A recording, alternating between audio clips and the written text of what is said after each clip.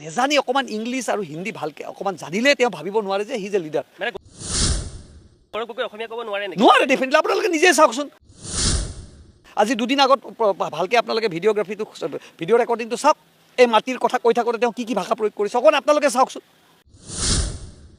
মই ক'ব নালাগে, ভালকৈ অসমীয়া ভাষা শিকি লওক, অসমৰ মানুহৰ সমস্যা তেতিয়া বুজি পাব। যোনে গাঁৱৰ গোন্ধ নাজানে, যোনে গোটেই বছৰ সোণৰ চামুচত থাকিলে, গোটেই জীৱন তেওঁলোকে বাহিৰত বিদেশত কটালে, সেইবিলাক মানুহে অসমৰ কি সমস্যা বুজি পাব। আমাৰ মুখ্যমন্ত্ৰীক দেখিছে, ভাল বেয়া ইয়াতে আছে। বানপানী হৈছিল, ক'ত আছিল গৌৰৱ গগৈ? বিপদ হৈছিল, ক'ত গৌৰৱ গগৈ আছিল? কোনদিনা গৌৰৱ গগৈক আমি দেখিছিলোঁ? মোৰ এতিয়া মনত আছে, গৌৰৱ গগৈ আমি অহাৰ 20 বছৰ পিছত গৌৰৱ গগৈ আহিছে, একমাত্ৰ ডাইনেষ্টি পলিটিক্স। আৰু সেইটোৱে কংগ্ৰেছে বিচাৰে যে তৰুণ গগৈৰ লেখীয়াকৈ তেওঁ অসমত মুখ্যমন্ত্ৰী হোৱাৰ সপোন দেখিছে। এইবিলাক একেবাৰে মিছা কথা।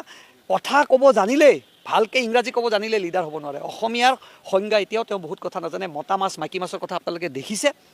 আৰু গিফ্টত পোৱা এইটো MP টো, এইটো এনেকুৱা নহয় তৰুণ গগৈ সেই সময়ত পিতৃ মুখ্যমন্ত্ৰী আছিল কাৰণে তেওঁ গিফ্টত এই পদটো পাইছে। আৰু এনেকুৱা গিফ্টত পোৱা MP অসমৰ ৰাইজক নালাগে। মানে গৌৰৱ গগৈ লিডাৰ নহয় নেকি? একেবাৰে লিডাৰ নহয়। গিফ্টত পোৱা, আমি 25 বছৰ ৰাজনীতি কৰিছোঁ, ঠেকা খুন্দা খাই আমি এযোৰ পাইছোঁ। তেওঁ কি পাইছে? সোণৰ চামুচত ভাত খাইছে, মেক্সিমাম ইণ্ডিয়াৰ বাহিৰত আছে।